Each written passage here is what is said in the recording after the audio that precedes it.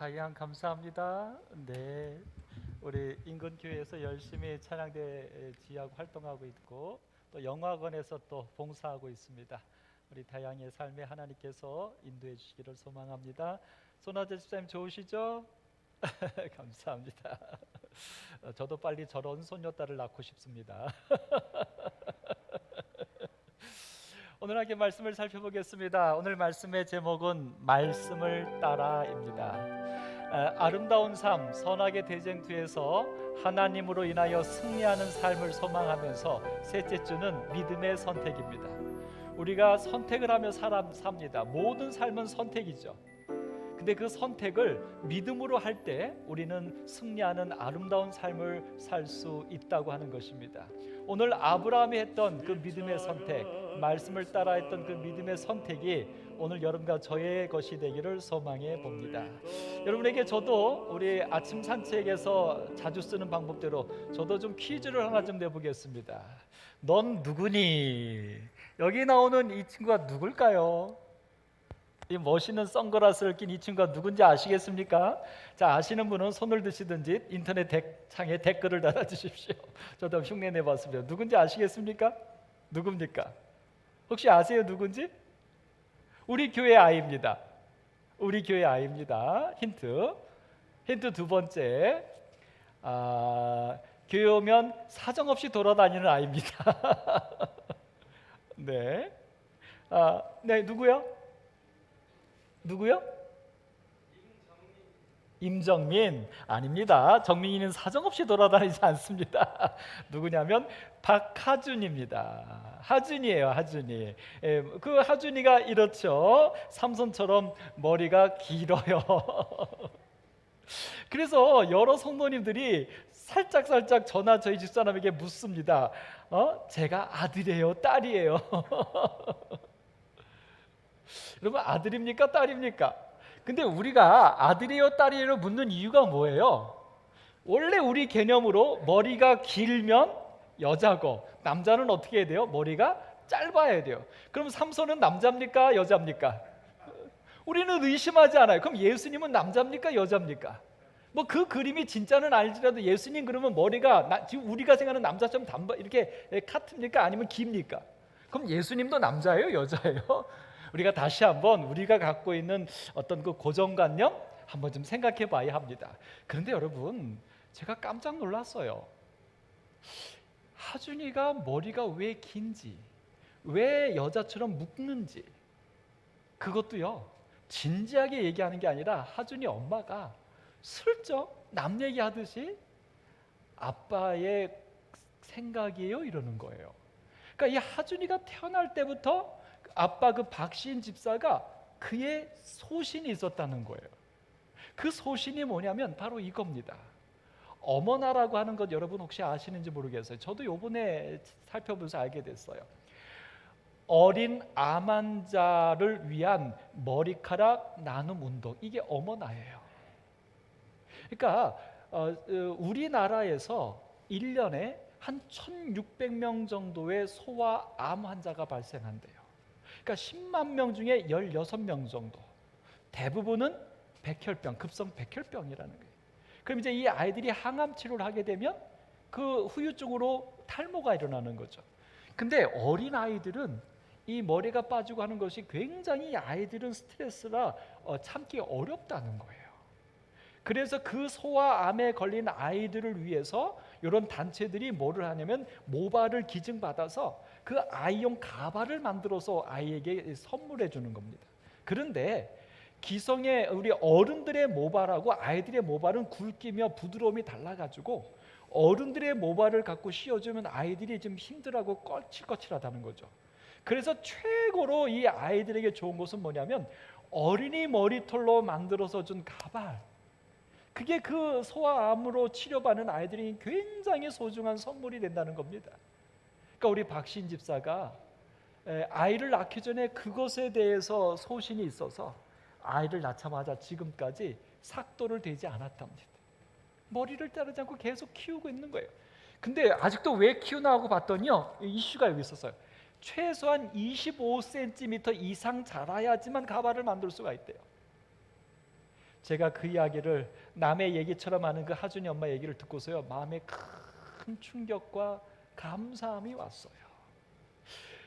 여러분, 오늘 그래서 사실은 인터넷에 보면 많은 사람들이 그 소아암 환자들을 위하여 자기들의 머리를 일부러 오랫동안 길러서 그것을 25cm 잘라가지고 기증하는 일들을 어떤 여군인은 벌써 3번째나 그 일을 하고 있고요, 관공서의 직원도 그 일을 하고 있다는 것을 보게 됩니다. 여러분, 저는 이 사실을 보면서 옛날 한 사업가가 했던 말, 어떤 말이죠? 세상은 넓고 할 일은 많다. 사업가의 말이지만 이 말이 그리스도인들이 해야 될 말이 아닐까? 더더군다나 재림교인들이 해야 될 말이 아닐까? 더더군다나 남은 자손이 되고자 하는 자들이 해야 될 말이 아닐까? 특별히 요즘처럼 이렇게 넓은 세상, 요즘처럼 이렇게 할 일이 많은 세상을 살고 있는 우리들이 정말 해야 될 일이고, 우리들이 정말 고민해야 될 거고, 우리들이 정말 결심해야 될 것이 아닌가? 여러분, 세상에 할 일이 얼마나 많아졌습니까? 코로나로 인하여, 각종 재난으로 인하여, 각종 사회적인 문제로 인하여 정말 할 일이 너무 많아졌어요. 오늘 결국 여러분과 저는 이 시대에 움츠려들 때가 아니라, 우리의 보호를 위하여 숨어들 때가 아니라, 사실은 이제야말로 우리가 무언가 해야 할 때요, 하나님의 부르심을 속에서 정말 믿음의 선택을 해야 될 때가 바로 지금이 아닐까? 여러분, 오늘 우리는 무엇을 기준으로 선택하며 살고 계십니까? 우리의 매일의 순간에 우리는 왜 그렇게 말하고, 왜 그곳에 가고, 왜 그 선택을 하고 계십니까? 우리는 왜 돈을 모으고, 우리는 왜 열심히 일을 하고, 우리는 무엇을 찾고 계십니까?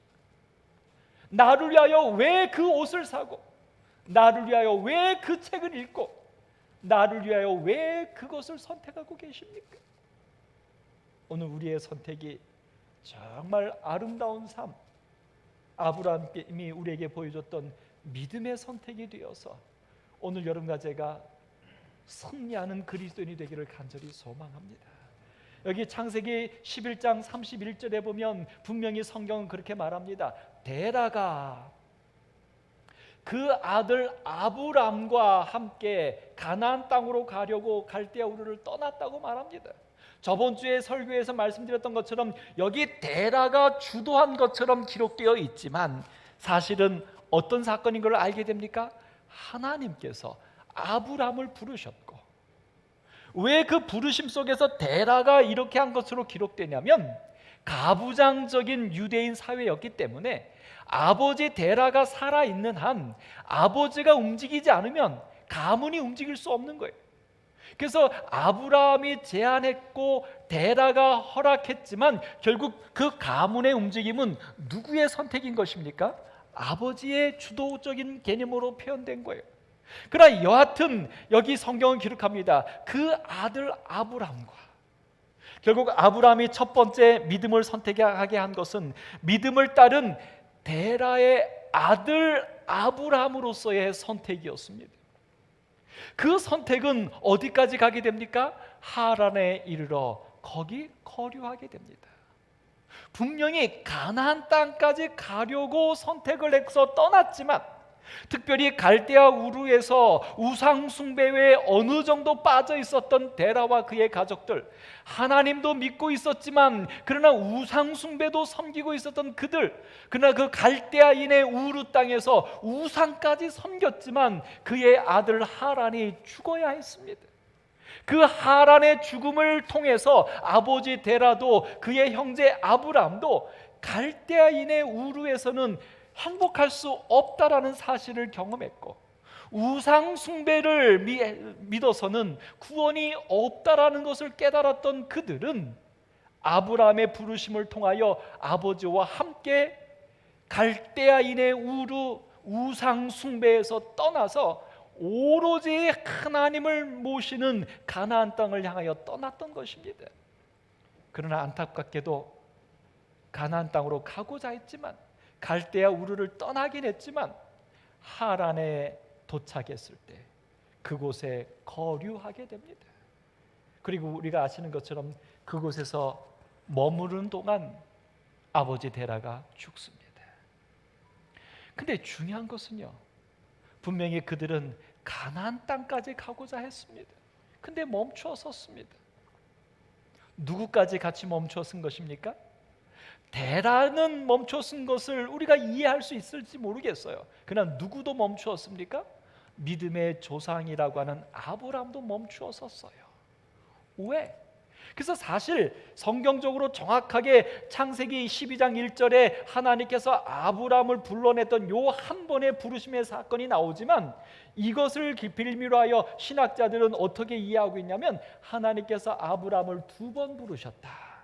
갈대아 우르에서 한 번 불렀고, 이제 하란에서 아버지가 죽은 다음에 또 한 번 부르셨다라고 이해하고 있는 것입니다. 결국 이 가나안 땅으로 가고자 했지만 하란에 머물렀던 아브라함, 그 이유는 뭐냐면 그는 데라의 아들 아브라함이었기 때문입니다. 자, 여러분, 성경에 보면 예수님께서 12살에 성인식을 하실 때 부모와 함께 손에 이끌려 예루살렘으로 갑니다. 근데 부모가 나중에 봤더니 예수가 없는 것을 발견하고 다시 사흘길을 더듬어 올라왔더니 예수님이 랍비들과 성경을 이야기하고 있는 것을 보게 됩니다. 그때 이 어머니가 그 아들을 잃어버렸다가 찾은 그 어머니의 마음으로 예수에게 내가 왜 이렇게 하였느냐라고 꾸지람을 하지요. 그때 이 아들 예수가, 12살 소년 예수가 어머니에게 그렇게 말합니다. 어찌하여 나를 찾으셨나이까? 그리고 뒤에 뭐라고 말해요? 내가 내 아버지 집에 있어야 할 줄을 알지 못하셨나이까?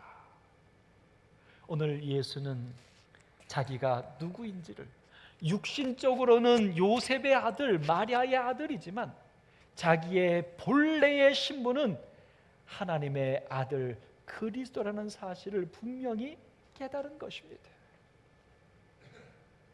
오늘 아브라함은 분명히 데라의 아들입니다. 육신적으로는. 그러나 하나님께서 아브라함을 부르시는 순간 아브라함은 누구의 아들이 되어야 합니까? 하나님의 자녀가 되어야 합니다. 근데 이 아브라함은 데라의 아들이기도 한 모습이었기 때문에 아버지 데라가 하란에서 멈추어 섰으니 아브라함도 멈춰 설 수밖에 없었던 것입니다. 근데 오늘 예수님께서는 분명히 내 아버지가 하나님이라고 말을 했음에도 불구하고 성경은 이렇게 말합니다. 예수께서 함께 내려가사, 누구랑 함께요?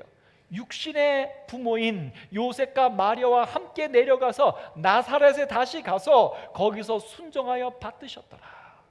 여러분, 예수님이 하나님의 아들이라는 사실을 깨달은 이후에 그 예수는 그러나 여전히 육신의 부모를 모셨습니다. 그들과 함께 합니다. 여러분, 아브라함이 하나님의 부르심을 받고 하란까지 아버지와 함께 온 것과 무슨 차이가 있습니까? 그러나 대단한 차이가 있었습니다.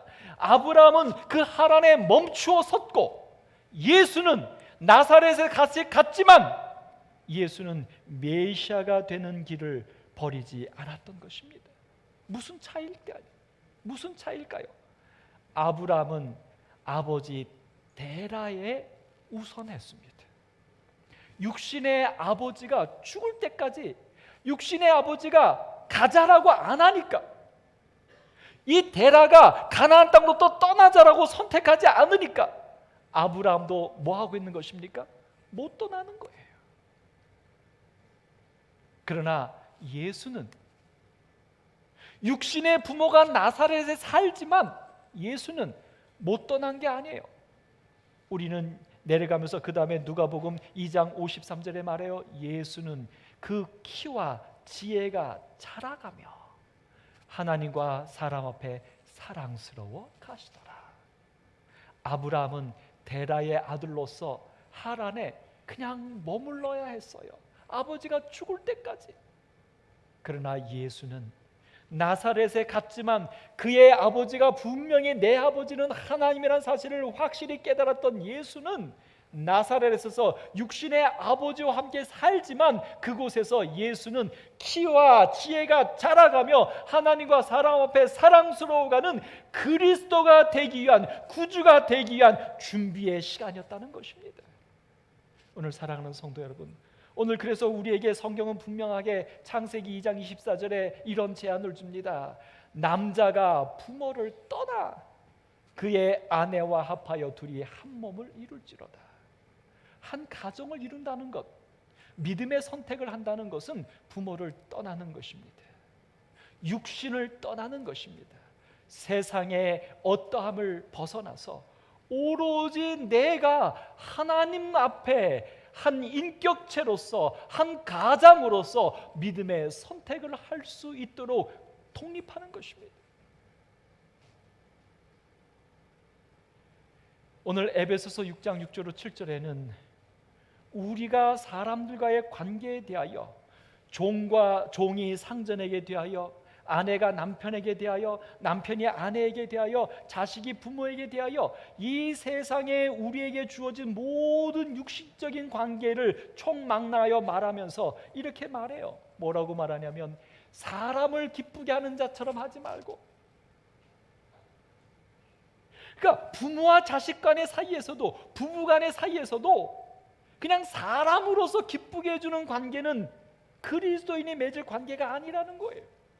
그 사람과의 관계 속에서도 그리스도인은 믿음의 선택을 어떻게 해야 되냐면 그리스도의 종들처럼, 그러니까 내가 이 사람의 아내고 이 사람의 남편이고 얘들의 부모이지만 그 부모로서, 남편으로서, 아내로서 어떻게 하는 게 아니라 그런 관계 속에서도 나는 누구로서 하는 거예요? 그리스도의 종으로서 아내, 그리스도의 종으로서의 남편, 그리스도의 종으로서의 부모로서 그들을 대해야 된다는 거예요. 그게 바로 뭐예요? 마음으로 하나님의 뜻을 행하고 기쁜 마음으로 섬기기를 주께 하듯 하고 사람들에게 하듯 하지 말라. 그렇습니다, 여러분. 갈대아 우르를 떠나는 왔지만 그의 아버지가 어떤 이유였는지 성경에 정확하게 기록하고 있지 않지만 가나안 땅으로 가려고 했지만 멈춰섰던 그 아버지, 이 데라의 아들 아브라함이 아니라 하나님의 부르심을 받은 믿음의 조상 아브라함이었다면 아마도 어떻게 해야지 옳았을까요? 아버지를 설득하고, 아버지를 또 설득하고, 아버지를 도와서 그 아버지를 모시고 어디까지 가야지 더 옳았습니까? 가나안 땅까지. 아버지가 죽도록 기다리는 게 아니라. 사랑하는 성도 여러분, 오늘 여러분과 저는 분명 데라의 아들입니다. 육신으로 태어나서 사람으로서의 모든 관계 속에서 살고 있습니다. 그러나 여러분, 그것보다 더 우선하는 것은 그 모든 관계가 오늘 나에게 주어진 이유는 하나님이 나의 아버지시기 때문입니다. 죽게 하듯 하는 것이 우리의 육신의 관계에 있는 그들에게 우리가 할 수 있는 최고의 사랑이요, 최고의 복음이요, 최고의 행복이 될 줄로 믿습니다. 데라의 아들 아브라함에서 이제 우리 하나님의 아들 아브라함이 되기를 간절히 바랍니다. 여러분, 창세기 12장 1절 2절에서 그래서 말씀을 따른 가장 아브라함의 장면이 나옵니다. 이제 아버지 데라가 하란에서 죽었을 때 하나님이 다시 아브라함에게 나타나서 부르는 거예요. 1절에 보면 여호와께서 아브라함에게 이르시되, 데라가 그 아들 아브라함과 함께 떠난 그 갈대아 우르가 아니라 이제 하란에서 하나님은 아브람, 가장이 된 아브라함에게 말씀하셔요. 그리고 이 가장이 된 아브라함에게 말씀하시면서 이렇게 말하죠. 아버지의 집을 떠나. 데라가 죽고 난 다음에 아버지의 집을 떠나. 다른 말로 말하면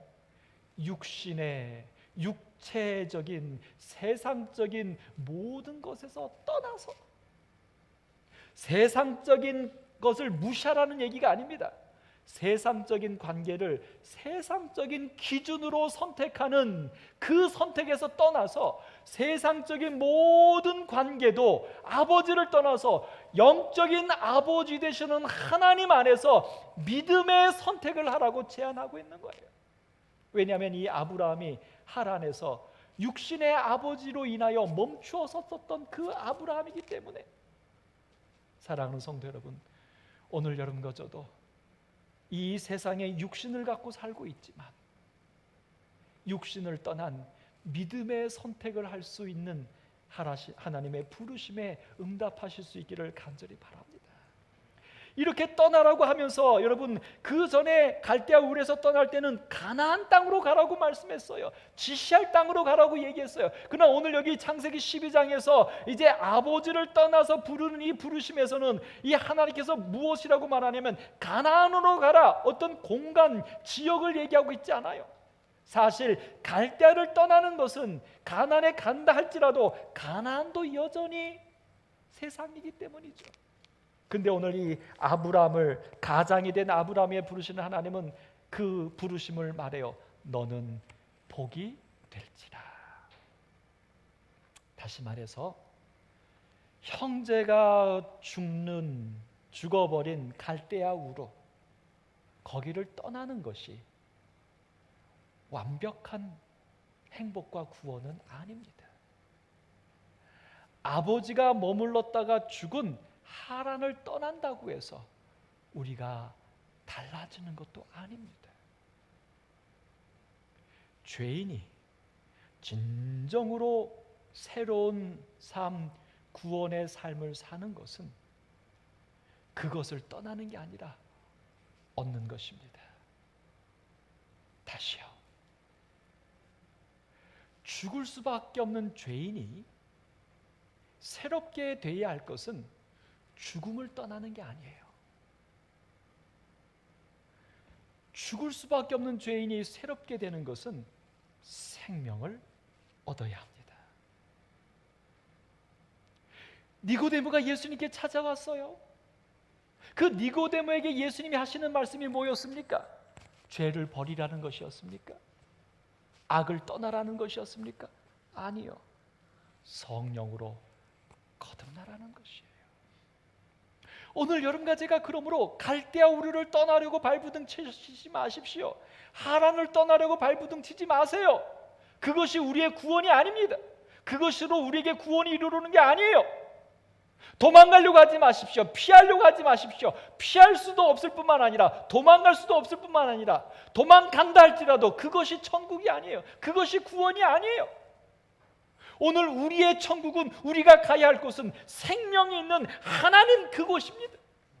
복이 되는 것이에요. 영원한 복이신 하나님과 함께하는 것이에요. 그래서 내 자신이 하나님과 함께하는 복이 되는 것, 그것이 구원입니다. 오늘 여기 예수님께서 겟세마네 동산에서 기도하셨던 장면은 우리에게 깊은 깨달음을 줍니다.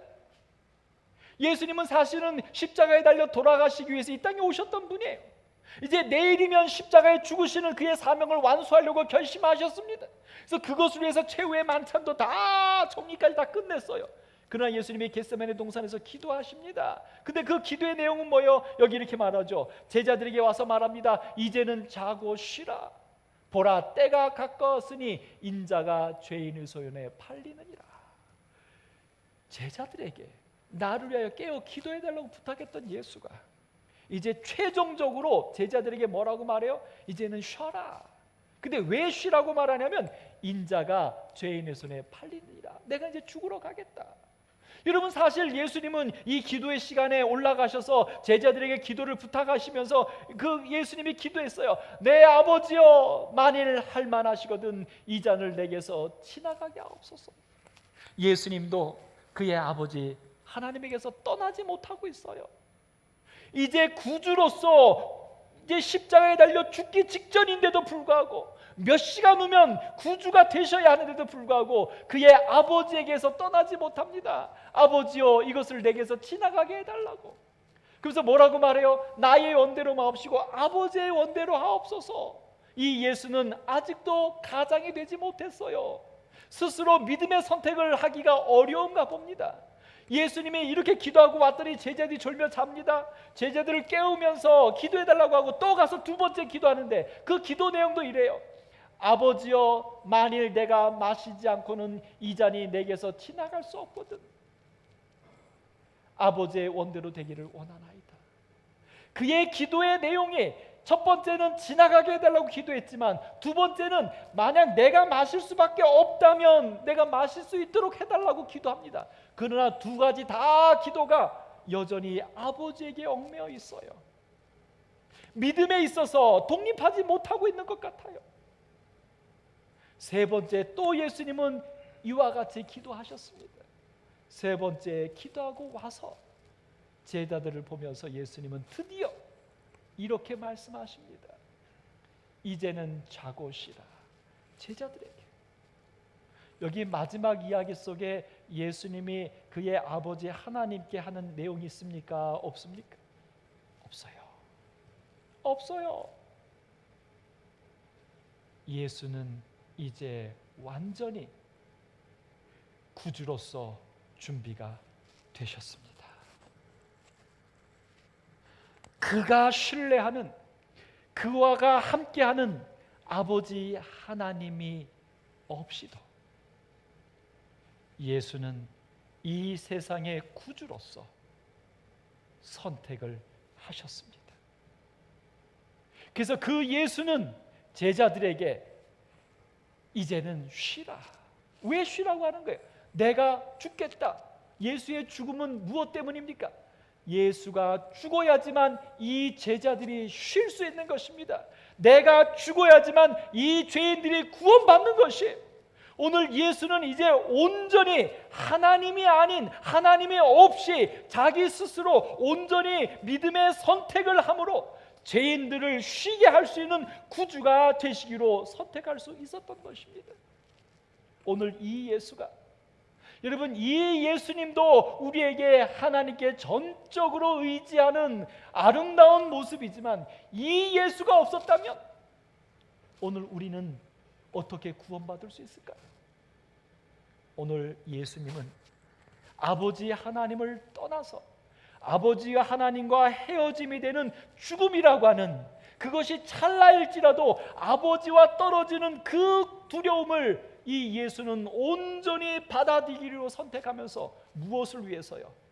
죄인들의 구원을 위하여. 사랑하는 성도 여러분, 예수님은 우리에게 승천하시면서 분부하셨습니다. 뭐라고요? 그러므로 너희는 가서 모든 민족을 제자로 삼아 아버지와 아들과 성령의 이름으로 침례를 베풀고 내가 너희에게 분부한 모든 것을 가르쳐 지키게 하라. 예수님의 마지막 승천하시면서 했던 명령이죠. 여러분 가만히 보십시오. 이 마지막 명령 중에 우리에게 죄 짓지 말라는 얘기 하셨습니까? 범죄하지 말라는 얘기 하셨습니까? 우리는 그것이 우리의 신앙생활에서 가장 큰 화두잖아요. 우리의 기도 중에 그게 가장 큰 화두잖아요. 복 받으라는 얘기 있습니까? 축복받으라는 얘기 있어요? 여러분, 우리가 지금 신앙생활하는 것의 가장 큰 것은 그거 아닙니까? 내가 하나님 믿어서 축복받고 내가 하나님을 믿음으로 죄를 짓지 않고, 이것이 우리의 신앙의 가장 큰 화두 아닙니까? 근데 오늘 예수님께서는 승천하시면서 그의 제자들에게 하셨던 말씀 속에는 복 받으라는 얘기가 없으셔요. 죄 짓지 말라는 얘기 없으셔요. 오직 무슨 얘기만 하셔요?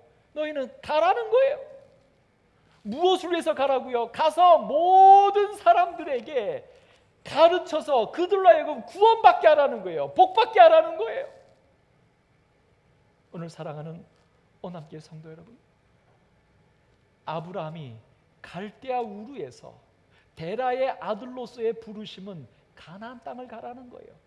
죽음의 도시를 떠나라는 거였어요. 그랬던 아브라함은 역시 죽음의 도시 하란에서 머물러 있을 수밖에 없어요. 그러나 하나님이 다시 하란에 있는 아브라함을 부르시면서 이제는 뭐가 되라고 부르냐면 죽음이 없는 곳으로 가라는 게 아니에요. 죽음의 도시를 떠나라는 게 아니에요. 죄가 없는 삶을 살라는 게 아니에요. 복이 되라는 거예요. 축복이 되라는 거예요. 예수님이 기도하실 때에 처음에는 그 잠깐의 죽음마저도 예수님은 두려우셨어요. 그래서 그 잠깐의 죽음마저도 할 수 있으면 지나가기를 하나님께 기도했는데, 아버지에게 기도했는데, 그 예수는 이제 졸며 자는 연약한 제자들을 바라보면서 내가 비록 하나님과 떨어지는 잠깐의 죽음의 공포, 두려움을 내가 감당하더라도 바로 이 연약하여 졸며 자는 이들을 구원해야 되겠다라고 하는, 그들에게 복이 되어야 되겠다고 하는, 그들에게 구주가 되어야 하겠다고 하는 그 믿음의 선택을 했을 때 예수는 구주가 되셨습니다. 오늘 여러분과 저는 어떤 선택을 해야 합니까? 지금 오늘 우리는 어떤 선택을 해야 합니까?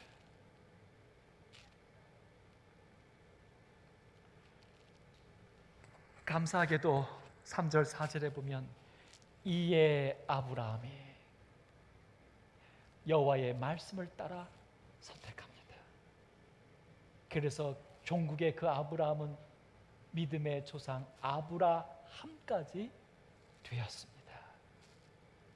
오늘 여러분과 저에게도 아브라함까지 되는 아름다운 성화, 아름다운 축복이 우리의 삶에 꼭 경험되어지기를 간절히 소망합니다.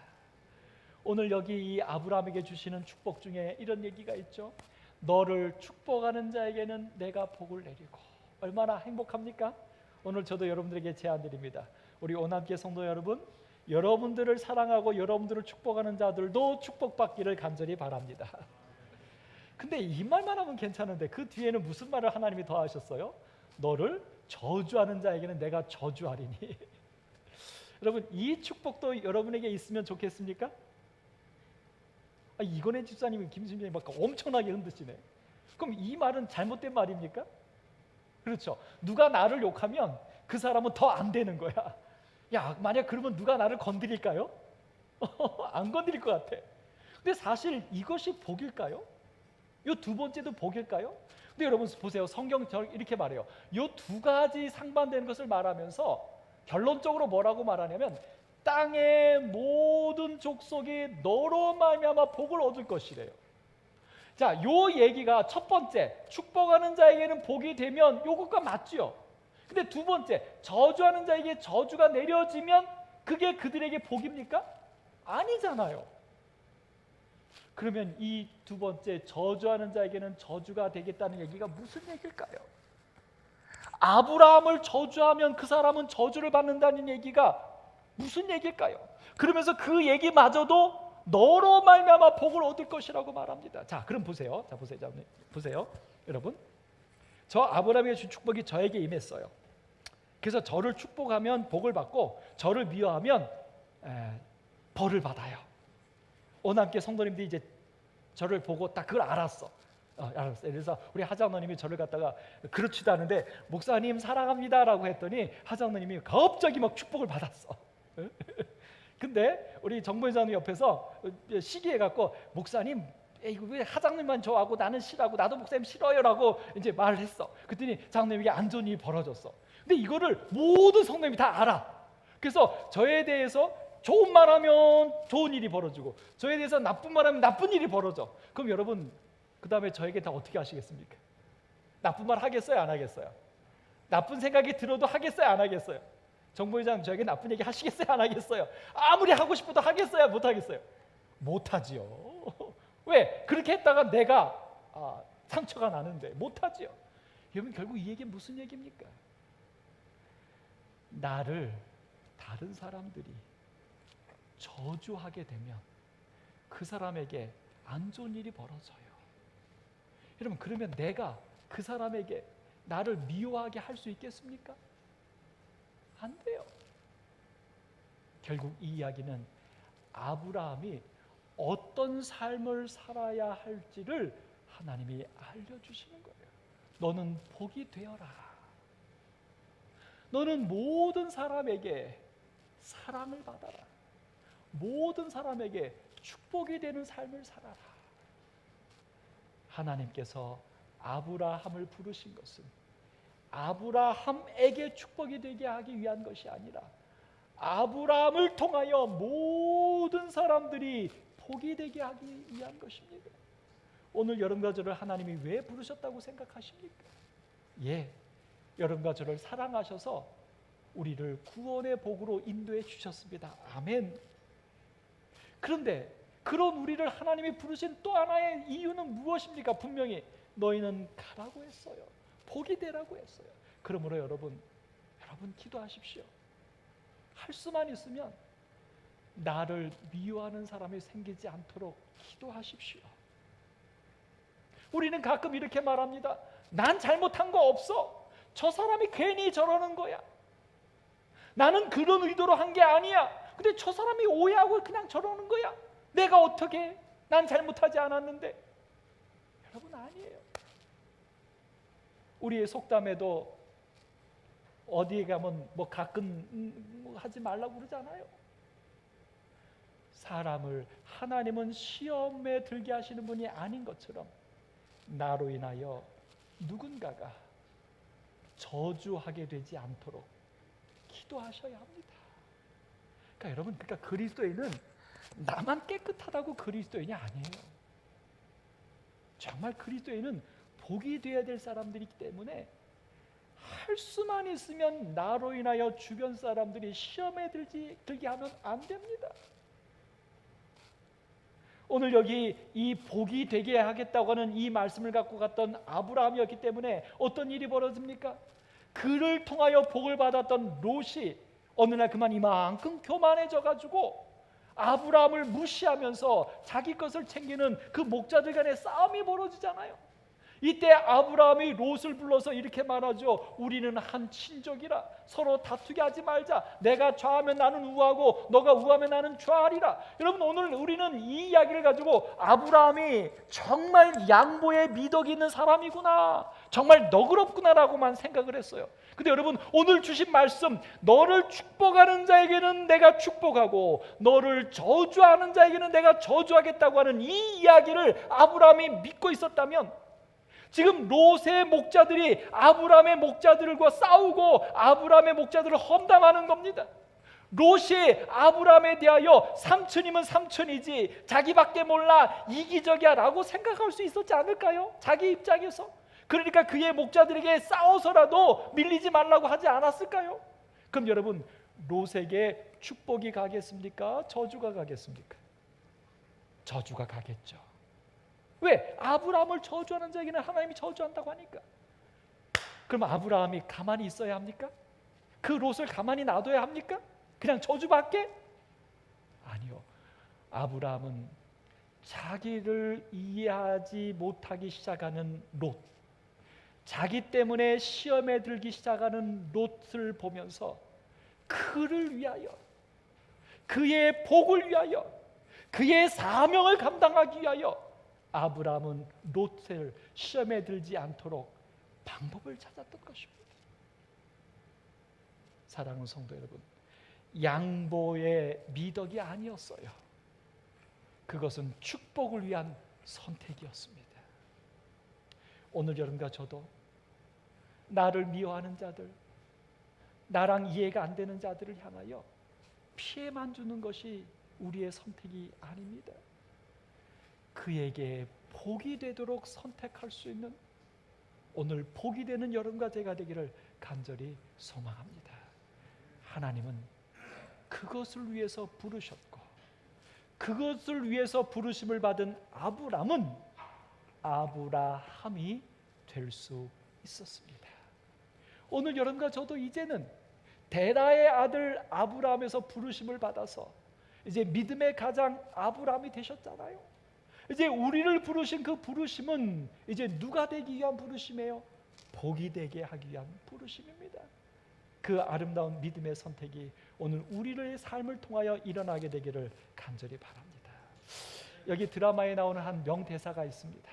예, 아무나 다 할 수 있는 평범한 일이지만 그 일을 너가 해주면 좋겠어라고 말할 때 행복이 아닐까요? 오늘 하나님께서 오늘 여러분과 저를 이렇게 부르셨어요.